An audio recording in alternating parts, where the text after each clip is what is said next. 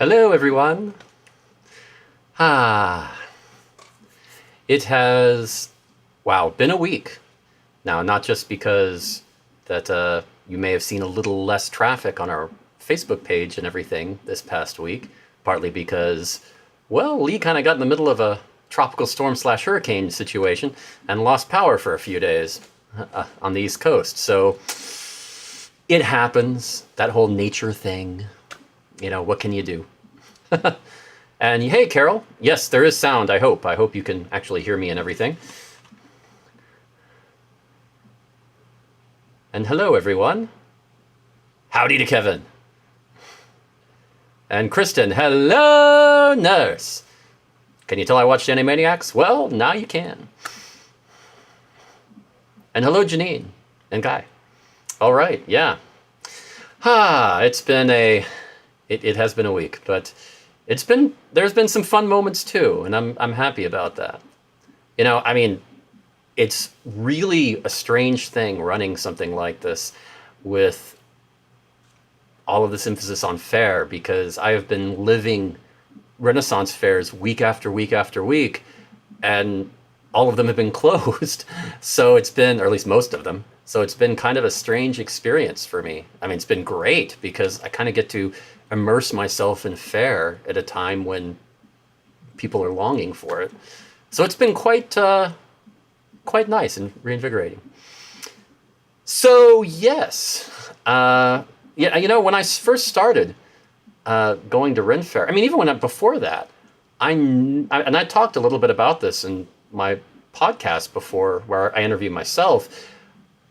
I never really thought about being a professional musician or performer. It was really, music was a passion for sure, but I never thought about, I'm going to be a professional. No, I was sold on that whole house with the white picket fence and the 2.3 kids kind of thing that was the programmed thing for suburbia back then. And I kind of bought into it a little bit, but then I went to Faire and it gradually sold me. Now I'm constantly researching tiny homes and thinking, I don't usually like trucks, but maybe I could learn to like it, and thinking about going on the road more and doing more of that. Yeah, so that, I don't know. I'm a bit of a convert, you could say. I've always kind of felt a little bit like I'm almost like I'm a con man in a way, because I did the whole musician thing, and just I know so many musicians who would do anything to be a professional musician. And for me, I feel like I almost tripped and fell into it. But Kristen was just talking about the 2.5 kids today on my on her Facebook page. Yes, that whole myth, that whole this is what it should be, and I think that's so wrong. But yeah, no, I never was one of those kids who, like my grandparents, dreamed of joining the circus and running away kind of routine. That was never me. But the thing that sold me is the community, the sense of a lot of differing tastes and differing people all coming together and being accepting and just loving what they're doing. And that is a lot of what sold me on it. That and, well, some great music that I heard too, and great performances. Because in my podcast, where I interview myself, I talk about all those interesting things that drew me to Faire when I first started. Yeah, Jan went for the low on there. They only had 2 kids as opposed to 2.5 or 2.3. So that was an interesting move to go with a rounding approach. I think very interesting. Yeah, no, I'm okay. If I had kids right now, it would be a lot more difficult to do that. Jeremy's grandparents were in the circus. Yeah. Now my great grandfather, he actually owned a carousel, so he was close. He won one in a card game with a carnival owner back around over 100 years ago. So yeah, and when he won it, he said, put it in the backyard. My grandmother would tell stories about when she was a kid, she would play on the horses. So I guess there's that. I've got that going. So yeah, yeah, and I reference that in that song I do, "The Irishman Who Doesn't Drink." That verse I put in there. It's all based on the truth. The verse, when grandmother was very young, she played at her granddad's for fun. Yeah, and riding all the day among the horses, she did tell her. Uh, Her granddad used to gamble drunk. He beat a carney's boat that sunk and won some holdings, not all junk, because he kept the carousel. And that's where that came from. Oh yeah, and Jan has the adult kids now, so I guess she gets that. That's helpful. That is very helpful. Mm. When Fairs first started for me, I mean, it was all about the music. That's what I loved. And well, here's one. It was the first group that really made a huge impression on me. Actually, they were the first CD I ever bought at Faire. Is a group called Glassnauts. They were at TRF, and they've been around back in the '90s and since. But well, except they were two brothers. One played the glass harmonica, and those are the glasses that you move your fingers around to make notes. And Terry, he played that, and Donald, he played the guitar and accompanied. And let me see. I think I can get a picture up here. Yeah, here we go. Glassnauts. You can see them, and yeah, you see a little bit of the top of the glasses. That's from mid '90s, I think, would be where that picture's from. And they were just great. I mean, it just was such a strange, unique sound with the glasses, and the guitar complemented it very well, and the singing and everything worked wonderfully. You can still find their music if you go to well, Terry unfortunately died in a car crash back in '97. So his brother, Donald, who's playing the guitar in that picture, ended up taking over. And I think I have a picture of that too. Let's see. Yeah, there you go. Donald Heinley. And he ended up taking over and learning the glasses. And since then, he's really come along. I mean, Terry was a master at it. So they were huge shoes to fill, but Donald really got it together and played.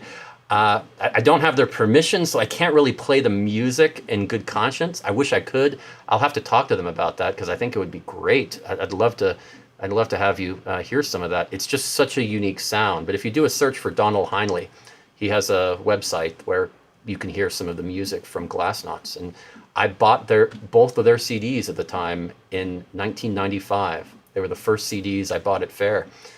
And that was back when musicians had CDs and cassette tapes because there was still so much demand for cassette tapes. Wow, that's crazy. Very crazy.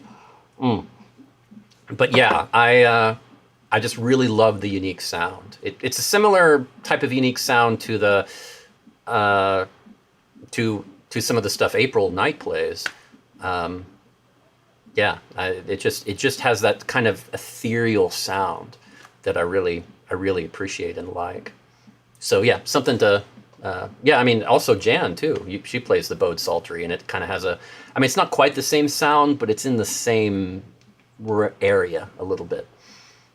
But yeah, ooh, cassettes. Yeah, I know. Oh, well, you know, what I didn't mention was back in '95 when I was there, I was 6 years old. That's it. Yeah, 6 years old.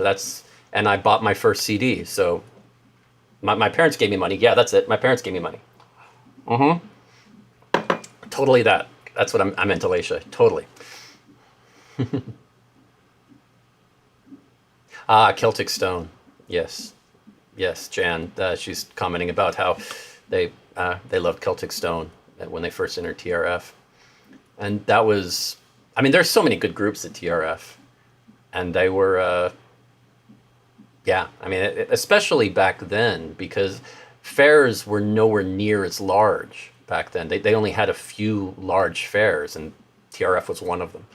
It was, I mean, it's still kind of that way, but TRF was nowhere near as large then as it is now. But they were still very large. That's true, Alicia. You are younger than me. It's okay. I can live with that. Just. But anyway, but yeah, if you have a chance, go ahead and look up Donald Heinley and check out Glassnauts because I just love the sound. It is really I think it's donaldheinley.com is his website, uh, but yeah, check that out. And it's just a beautiful sound. I need to hit him up and see if he'd be interested in doing a show with us or something, because it just I like unique sounds. I always have with music. You know, music is the best thing about music is variance. You're not going to hear the same thing every time. I mean, yeah, there's some music that sounds a little bit like that's very derivative, but the uniqueness is what I always appreciate. I mean, as long as you have your own slant on something, I think it's great. Oh my gosh, Kristen says her only functioning cassette players are Teddy Ruxpin. Wow. I have so many feelings about that. I don't know what to say. And Lee just said, well, being fair. And she spelled fair with an E. Most of us are younger than Andrew. Thank you for that. Thank you. Well, that's why I still play music with Mark Gunn now and then, because he's always going to be older than me.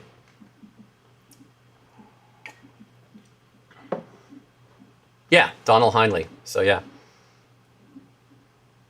Thank you, Lee. That helps. So yeah, when you get a chance, go ahead and just open that in another tab or something, and after the show, go ahead and check out some of the music. He has the music for Glass Knots on there, the 2 CDs you can listen to, and it's really just the sound. Check out the version of Lakes of Pontchartrain. That is, you just wouldn't believe it. It's kind of like I never would have thought it could sound like that.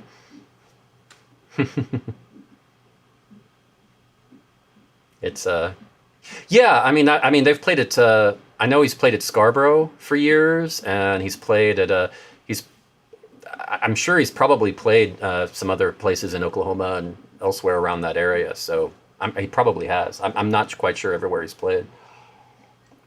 Because yeah, I mean they've been playing Ren Fairs for much longer than I have.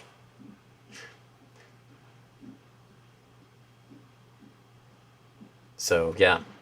But no, their version of Lakes of Pontchartrain. Lee, I don't know. You probably haven't heard it. Check out that too, because it is that is an interesting version. You know, it just starts out with the guitar and him singing, and then they suddenly jump in with the glass harmonica, and it's like, whoa.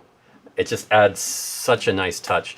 That is one group, as a sound engineer, I would love to get the raw tracks of their recordings and work with it and remix and remaster it, because that would be so much fun. The things you could do with that type of stuff, with that sound, and blend them. Oh.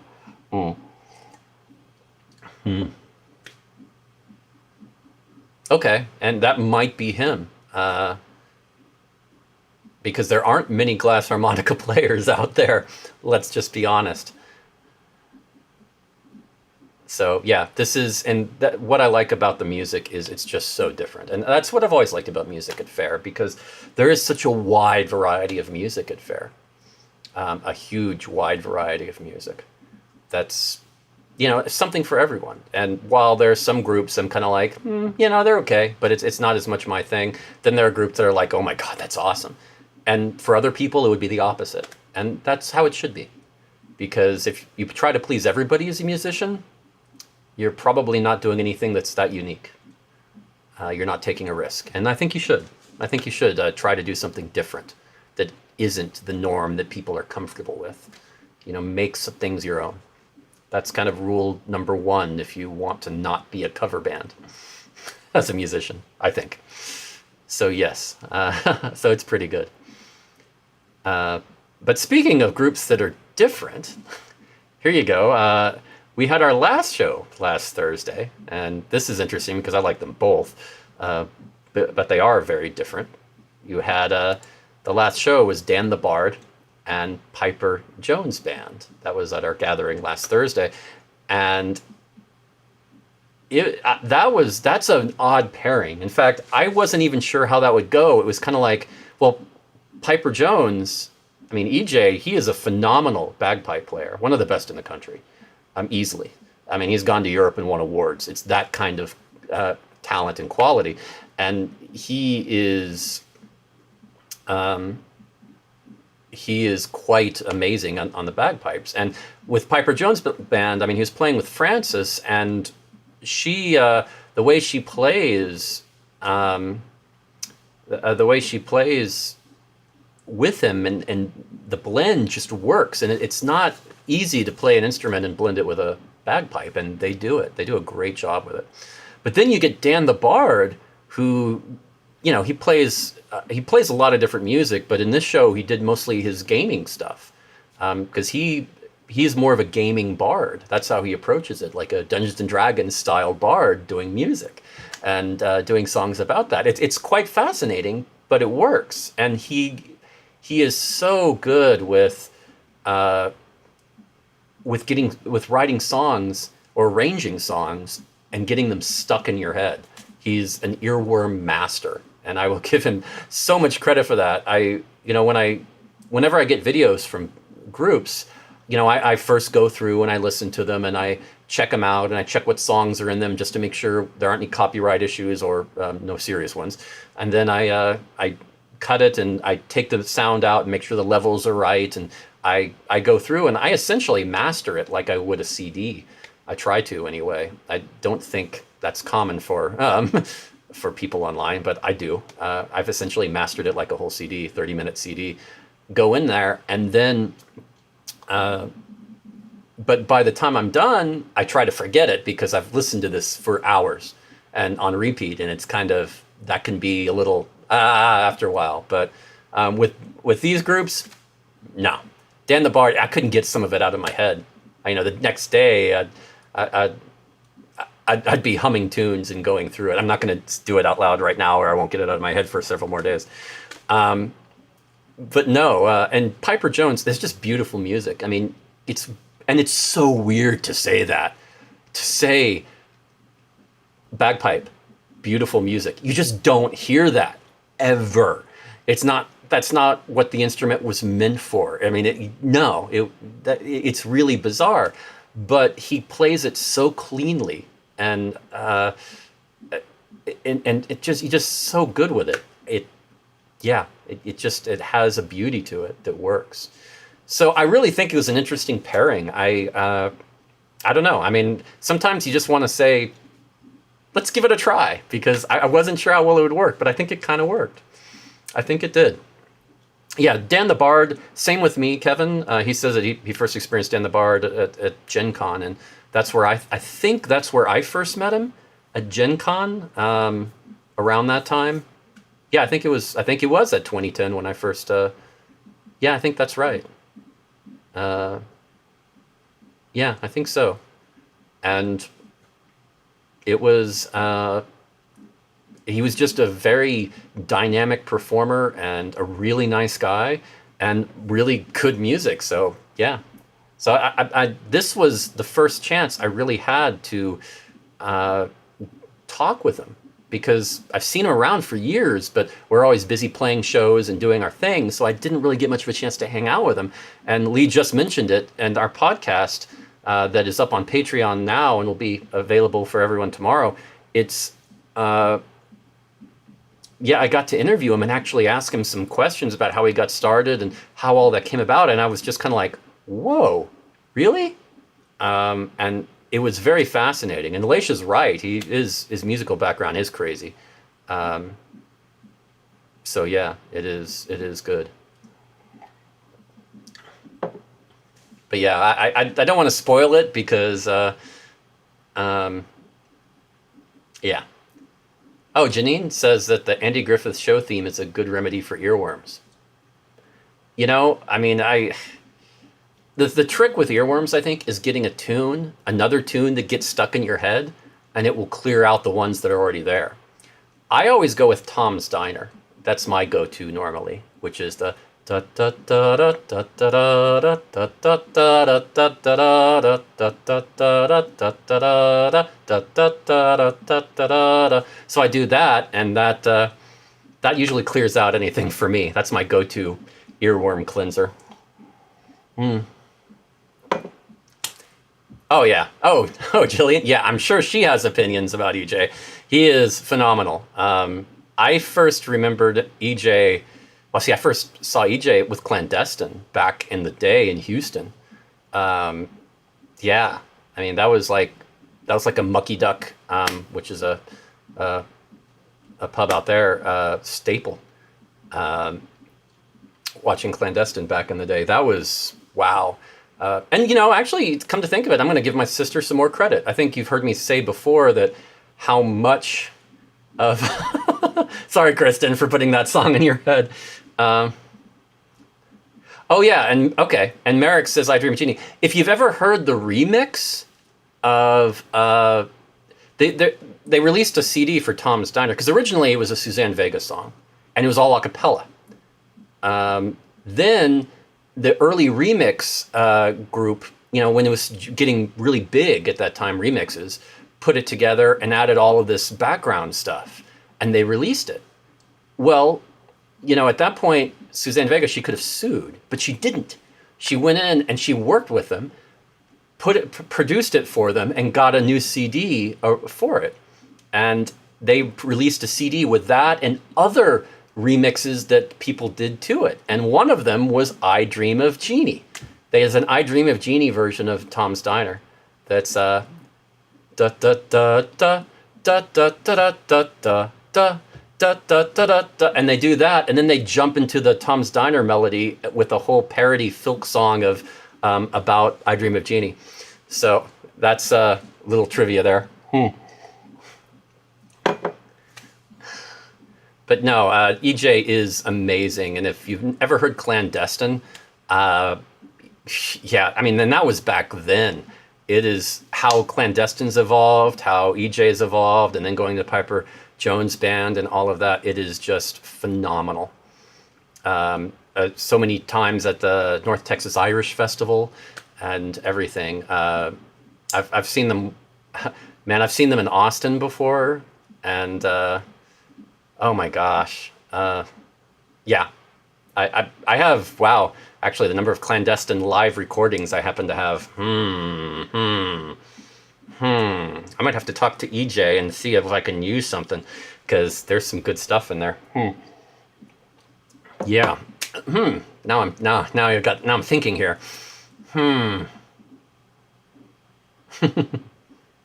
Was used as a Nick at Night commercial for a while. Interesting.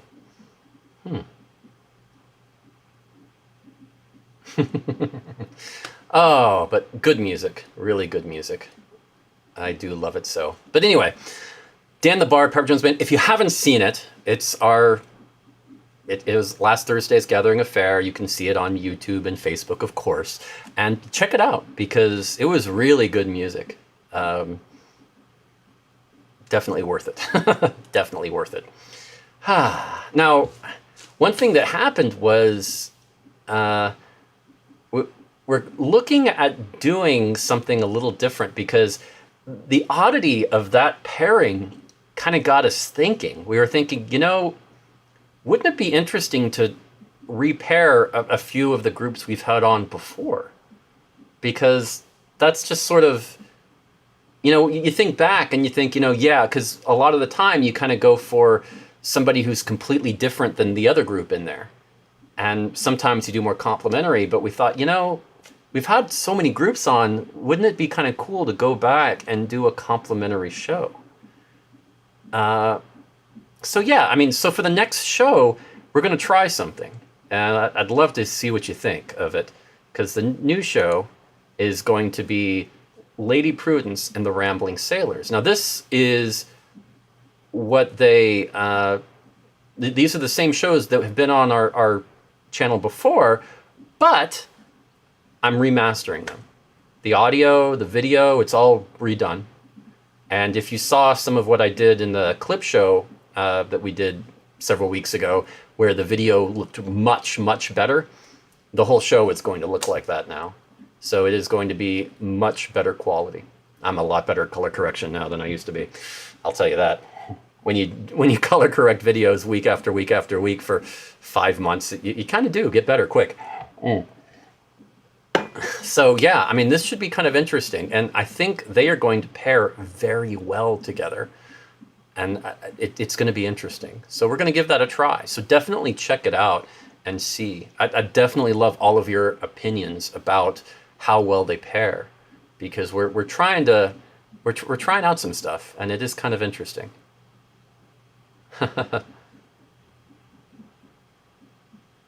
And now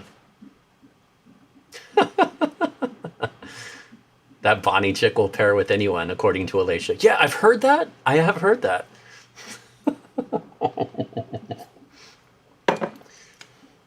But yeah, Lee is right. We have other plans for the Bonnie chick. And yeah, Lady Prudence. I mean, the thing about this is this is going to be a show of lovely music. I mean, that's sort of what we were thinking. We were thinking about Lady Prudence. Who do we pair with her?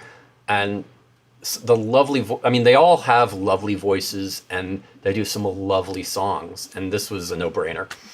Yeah, I told Lady Prudence about it and said, okay, I'm thinking about pairing you with the Rambling Sailors for the mashup show. And she said, Rambling Sailors, I love those guys.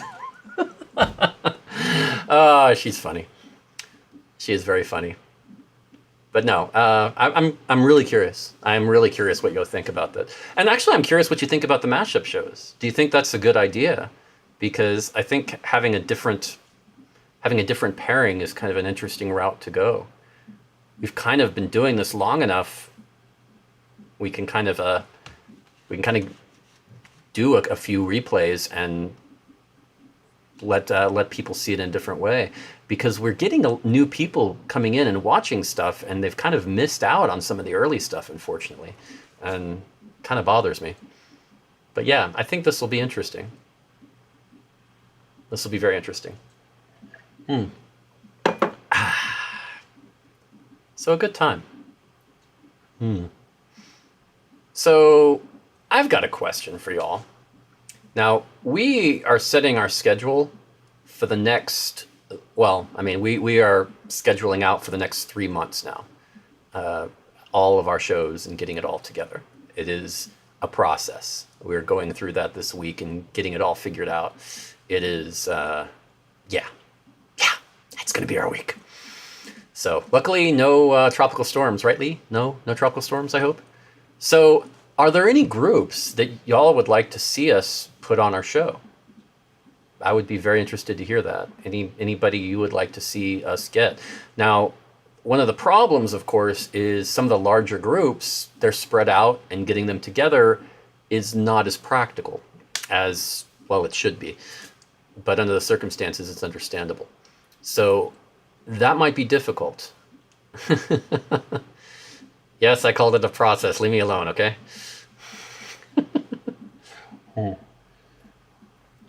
Okay, so yeah, okay, no tropical storms, as she says, so we're looking good.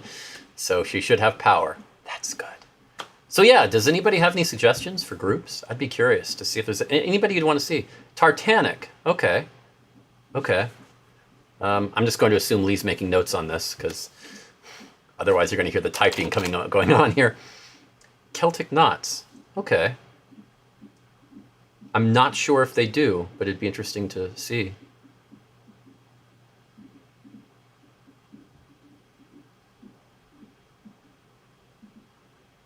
Now, Tartanic, I did actually talk to, but they're in the process of kind of moving around, and they're doing some of their own live streams right now, and they were in the middle of that, so I'm going to talk to them again later and see. But that is on my list, so that is yeah.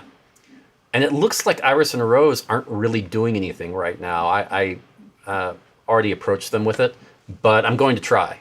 I'm going to keep trying with them and see if we can do that, because I definitely like to. And Krenog, okay. Okay, cool. I like that. We're getting some good suggestions here. Yeah, I mean, honestly, I would love to get some far, like, East Coast or West Coast people that I really haven't had a chance to work with or even see before. That'd be my dream, because most of my experience is more South, Midwest, a little bit of the East and some of the Northeast.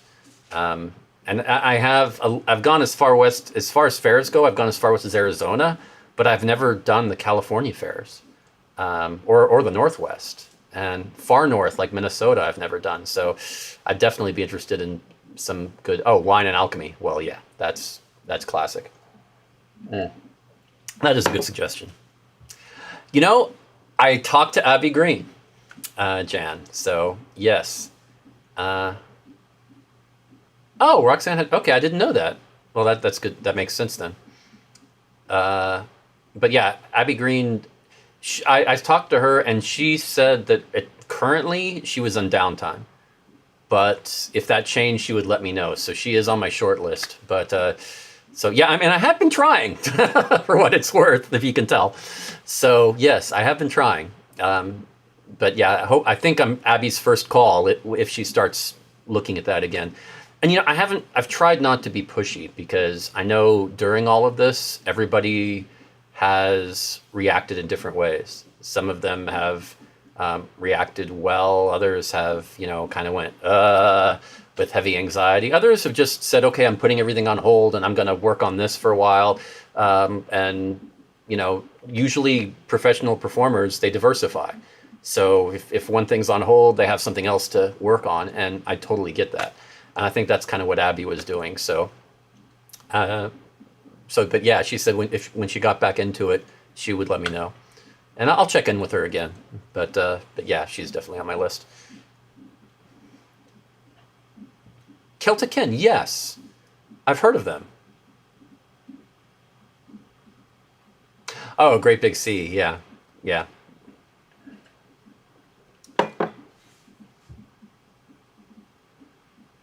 Maybe, maybe. Certainly down the road, I'm gonna check with Great Big Sea.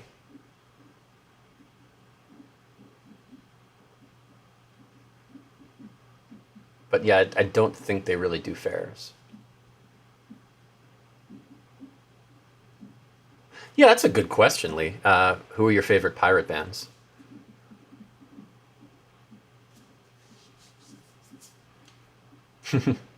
And Kristen says she's right there with the anxiety people. Yeah, and that's sort of it's tough. I mean, when all your work suddenly gets on hold, and that's where the diversification comes in. As an artist, you almost have to have multiple things going on. Oh well, the Bilge Pumps, sure, America as a pirate group, definitely.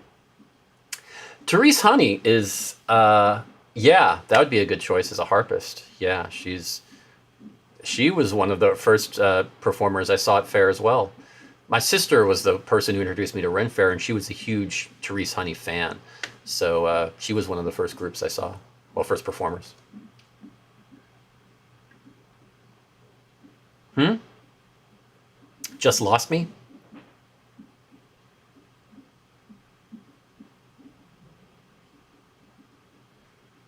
I'm not sure what that meant, Jan, but okay.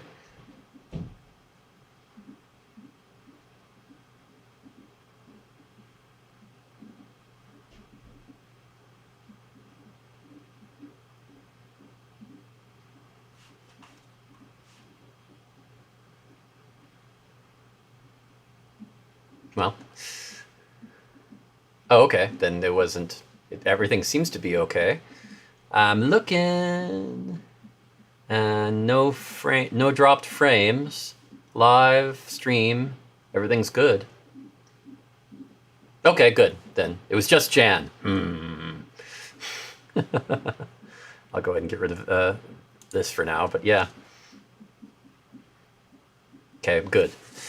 I always worry about that kind of thing. Yeah, I am trying a slightly higher bit rate today, so hopefully I'm coming in a little cleaner and clearer.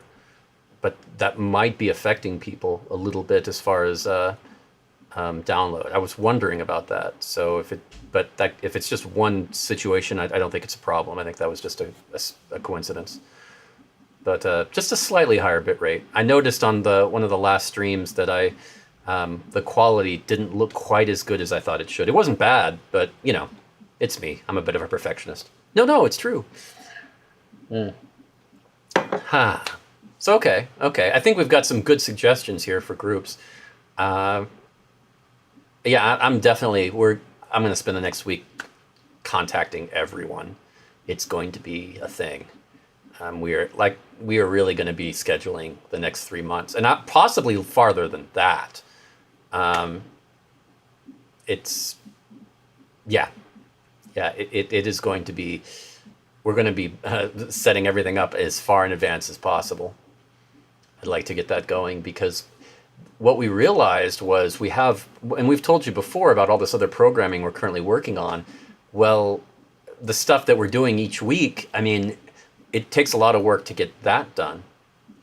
Uh, and because of that, it we need to get that all solidified and get it in advance. That way I can just spend a couple of days working on the next few weeks groups and get it all done. And then I can work on other stuff. Otherwise we'll never get it. We'll never get all these. I mean, we have all of this cool stuff and we want to get it to you as soon as possible. Yeah, and I think that's truly. I think they're asking if they need to be Faire groups, and I think they have to have at least have performed at Faire, because we do kind of want to keep it there.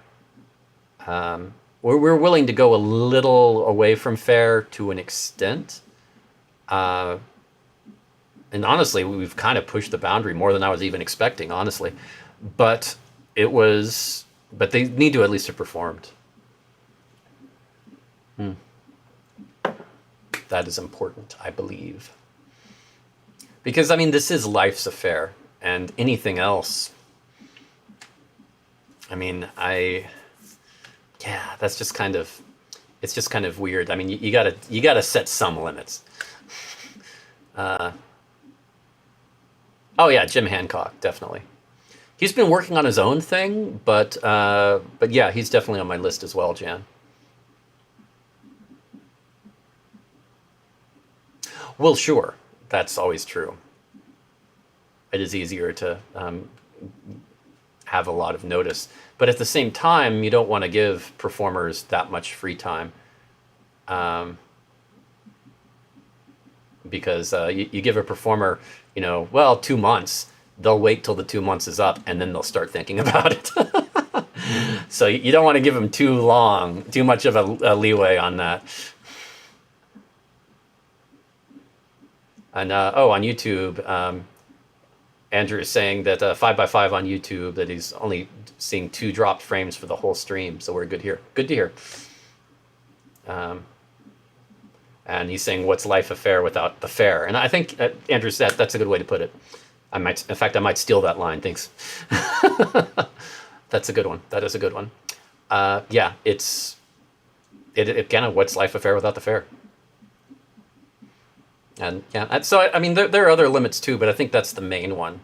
Um, as far as genres of music, that's probably another limit because I don't necessarily want to put in a rock band, even if they do have played at Faire before, because I don't get that. I don't. If there's nothing remotely Faire about them, that they're just a music group who happens to play at Faire, that's probably my other. Um, that's probably my, yeah, where I would draw the line. And Kristen is commenting on artists rushing things at the last minute. Never. Yeah, yeah, yeah. You wouldn't think either, right? But it's just something Lee and I have found in dealing with artists. Not me, others. Hmm. Oh, and Andrew, Kristen is on Facebook is asking 5x5, was that a Buffy reference? So,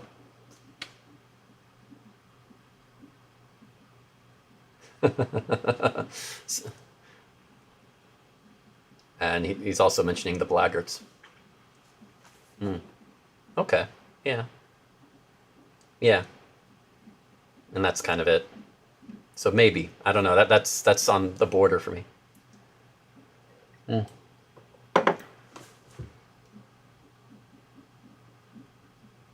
Yeah, yeah, right. Never Andrew. Yes, yes, yes. Thank you, Lee. Thank you for clarifying that. No, no. I'm the proactive one. Oh, and Andrew, it says Kristen, a little. So maybe it was a bit of a Buffy reference.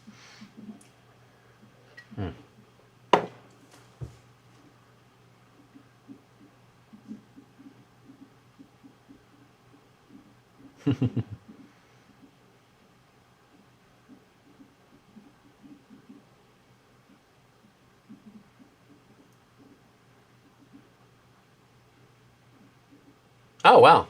Okay, Kevin's talking about the Poxy Boggarts. Yeah, it's interesting. There are some groups that have been around for a long time, but they only perform at a few places. Um, like maybe one fair and a few other conventions. I mean, it's almost like a strange form of retirement. They've been doing fairs for decades, and then they just life happens, and they still want to keep their foot in, so they do a little bit. Uh, yeah, which makes sense. I mean, they just play a little bit. I totally understand. They can't travel as much as they used to because of family commitments or health or whatever. So, yeah, I mean, as long as they're still enjoying it a bit, that's the important thing. And cast and bronze would be neat. That would be amazing if they would even be open to that. That's an interesting thought. No, I mean, cast and bronze. It would be. They're an interesting idea. I would be really curious how they record it.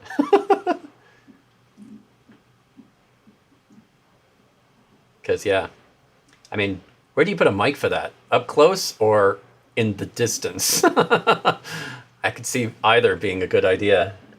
Be kind of interesting.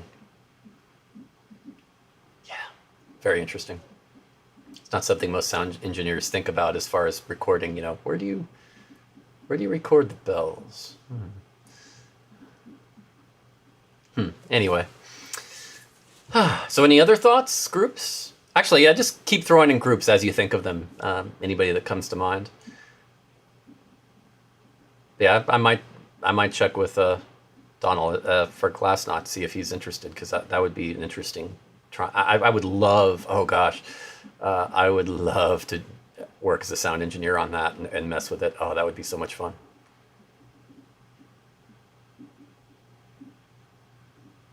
Oh, I'm sure. Yeah, I mean they've figured it out, but I would be curious where they did it. But yeah, I have seen that they do have DVDs, Katsurita, that for cast and bronze.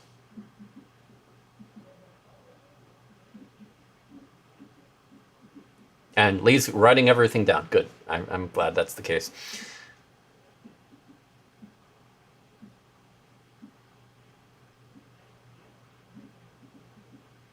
Yeah, I haven't actually been to TRF in a long time. Um, by long time, I mean many years, but not, you know, I don't know. Is it, has it been 10? Maybe, maybe. It's just, it comes on, I'm usually doing other gigs or in the middle of doing other gigs. I need to stop by there sometime. Is Stampede? That is, yes, that's an interesting one. I have shared a stage with them before, uh, back in the day of the Texas Renaissance Festival. They didn't really like it when Mark and I kept saying, is Stampede not Constantinople? Yes, it's a Stampede. I'm sure they didn't like that at all. But yeah, they, but they were really nice. They were really nice people, and they were a lot of fun. And we did jam with them a little, but I'd love to get them on because they are very talented.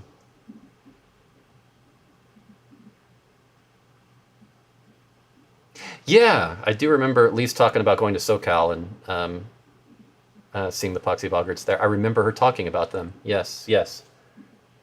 Hmm. I was trying to remember where I'd heard of them before, and that was where. Yeah, yeah. I know people have asked me if I'm going to play again at Texas Renaissance Festival, and it just I mean, it's an amazing fair, but as a solo performer, it's a little harder because you kind of get lost in the shuffle there easily. You have to really, you almost have to go and find a really good busking spot and make it yours. And I think the ones that are out there are pretty much already taken. I mean, it's hard to really find your own space out there as a solo busker. And for stages, as a solo artist, there aren't that many that are good for it. At least the last time I checked, and I've been asking what people think. So I don't know. I mean, if I was in a group of 2 or 3 people again, I might check it out. Solo, I don't know. It's that's a little rough.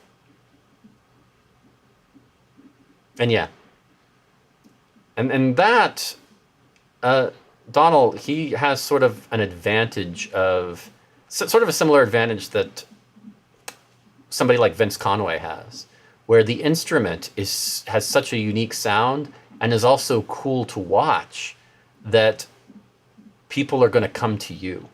You don't really have to worry about finding a good spot and drawing people in. I mean, it's an easy advantage right at the get go. And of course, at the same time, there's a disadvantage of you have to carry all of that stuff around. I mean, all of those glasses and get the water right. Well, it's a mixture of water and other stuff, but and get all of that the levels right so that the tuning is there. And yeah, I mean that's a huge chore. And then the hammered dulcimer. I mean, Vince does a great job of making it as portable as possible, but it's a lot of work. Seeing Vince work and move all of his stuff around makes me feel a lot better about my pack basket when I'm walking around Faire during the day. It's like, it's not a big deal. Could be worse. That could be Vince. So, but yeah, it is interesting. Yeah, Katsurita, Donnell has been great. I wish you could have seen Terry. I mean, yeah, he was amazing. From everything I've heard, I mean, I haven't seen Donald in a long time, but from what I've heard, he has really gotten a lot better and really started to fill those shoes. So maybe that's changed.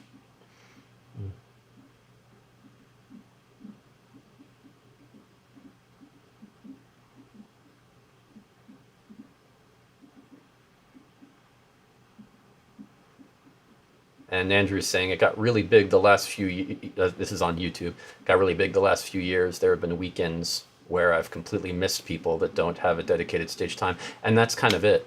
I mean, with busking, it's kind of hard to do that. You have to pick a spot and stick there for the whole run and get a reputation of this is where I am, and you can promote it at TRF or any large fair really. And if you have a stage, I mean, you have to have a stage that works for one person because it can be tough to be heard if you're like at a stage that's near a lot of loud noises. It can be tough. And some people have resorted to amplification and have gone that route, which has pros and cons to it as well. I mean, first of all, it changes the whole sound of the audio. I mean, your instrument doesn't sound the same. It doesn't sound like live folk music anymore to me, usually. You can try to achieve that, but most people are going for volume as opposed to sound reinforcement.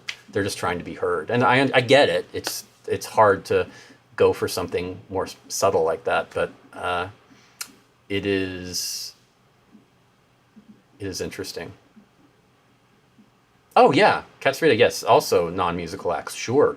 I mean, we haven't had as many as I think I would have liked, but we have had some non-musical acts on our show. So sure, think about that Bonnie chick who tells stories, and oh gosh, now I'm like trying to think of all the non-musical groups. Oh yeah, we also had Paulo Grabanzo was on the show for a little while, and we also had Foolhardy. Yeah, Katsurita's mentioning Foolhardy. Yeah, that would be. I know them. They are a lot of fun, definitely.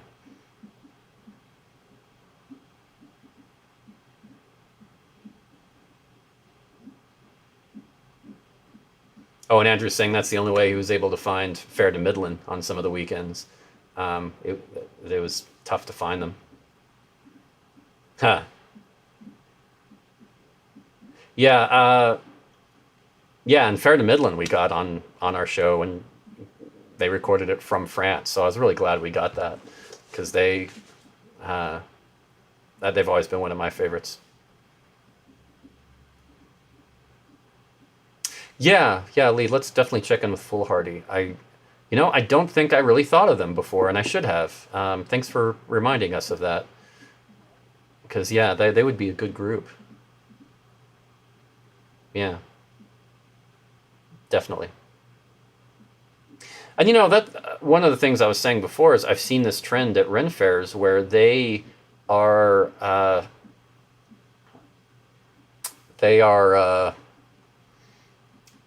starting to not have small stages anymore and go to larger stages. And that's one of the great things about our situation here with live streaming during all of this, because it's hard, those all those groups that had such success at fairs getting the big stages and doing that.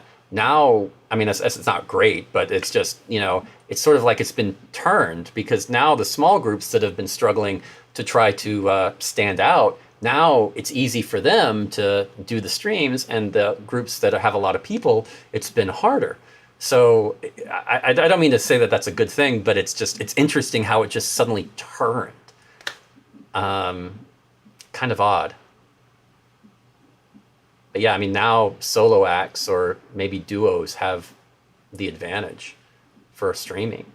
Because like we were talking about the bilge pumps before, it's going to be hard to get them, because getting songs from them all at once, all of them doing it, is going to be a challenge. So we're going to have to see what we can do with that. It's definitely not going to be easy.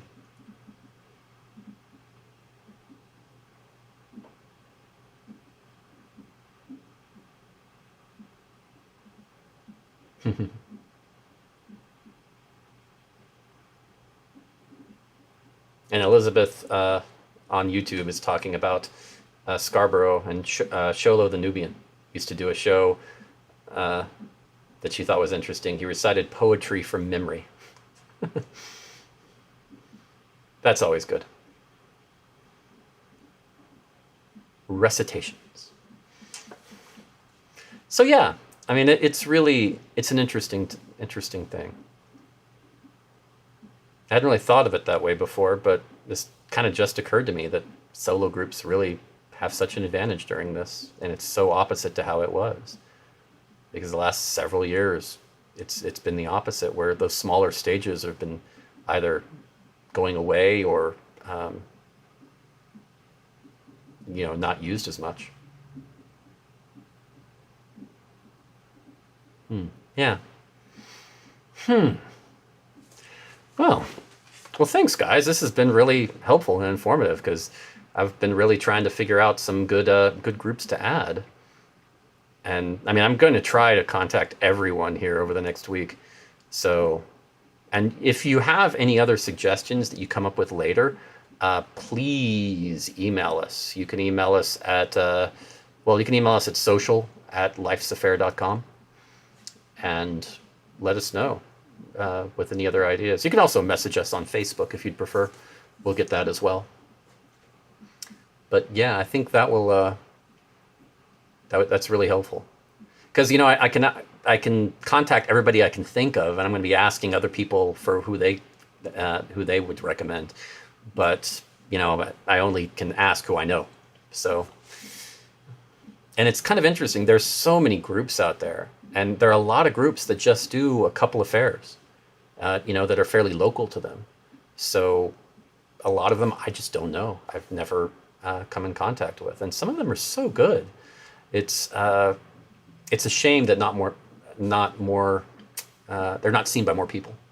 It really is. So, well, I'm almost out of drink, so I think that's my signal that it's the show is about there, and it looks like it's getting close. Almost been an hour. So I always try to keep it under an hour if I can. But yeah, this has been good. Thanks for joining me today and hanging out and discussing things. And I really appreciate the suggestions. Those are always helpful.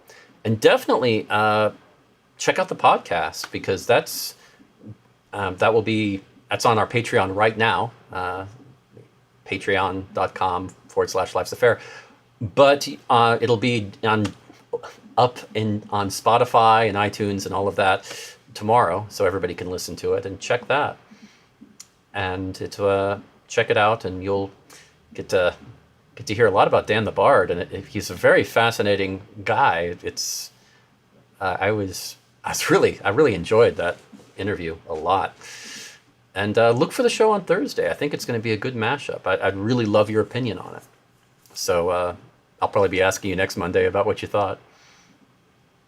So thank you very much, and have a great time and a great week, and hopefully tropical storm free.